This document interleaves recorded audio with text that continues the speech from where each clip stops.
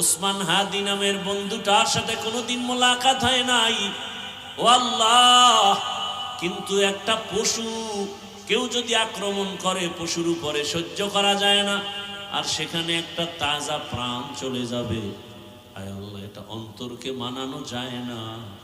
হায় আল্লাহ তাআলা, আপনার কুদরতের ফয়সালা।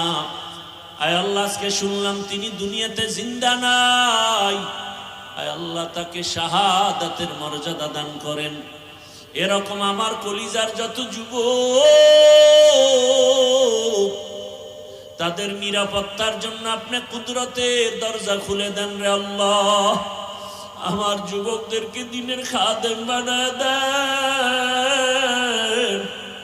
আয় আল্লাহ, প্রত্যেকটা যুবকের দেশের জন্য আপনি ঢাল বানায় দেন। আয় আল্লাহ, কত যুবকের কথা শুনলে কলিজাটা ঠান্ডা হয়ে যায়। আমরা দিনের কাজ করি, দেশের কাজ করি, জনগণের পেছনে খেদমত করি এক লাইনে, আর আমার যুবক বাবারা কিছু আছে তারা ভিন্ন লাইনেই দেশের জন্য কাজ করে, জনগণের জন্য কাজ করে।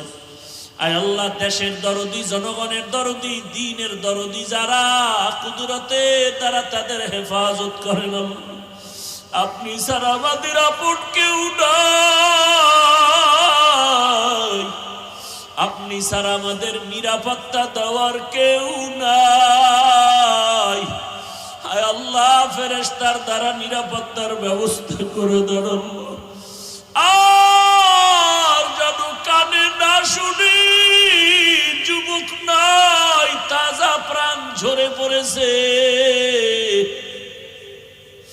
আমার এই পবিত্র বাংলাদেশ, এত মসজিদ মাদ্রাসা, আলেম ওলামা, এত জিকিরের আওয়াজ, আজানের আওয়াজ, এরপরও কেন এত বড় বড় জুলুম হবে বুঝতে পারি না রে মালিক।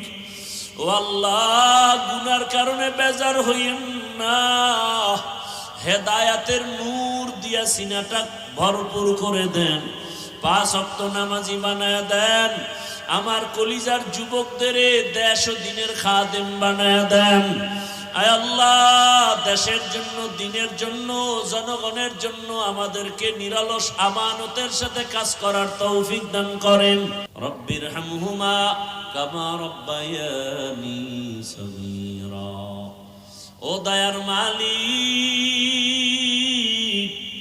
গুনার বোঝা নিয়ে আপনার দরওয়াজায় হাত তুলেছি। কত ওলামায়ে কেরাম, মুরব্বী, হাজী সাহেব, আমার কলিজার যুবক ছাত্র, পর্দার আড়ালের কত মা বোনেরা, আয় আল্লাহ মেহেরবানি করে আমাদের তওবা কবুল করে নেন, জীবনের গুনাহ মাফ করে দেন। আয় আল্লাহ মাহফিল কবুল করে নেন।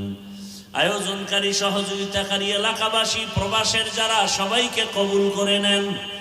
আয় আল্লাহ, সারা দুনিয়ার মুসলমানদের ঈমান আমল হেফাজত করেন।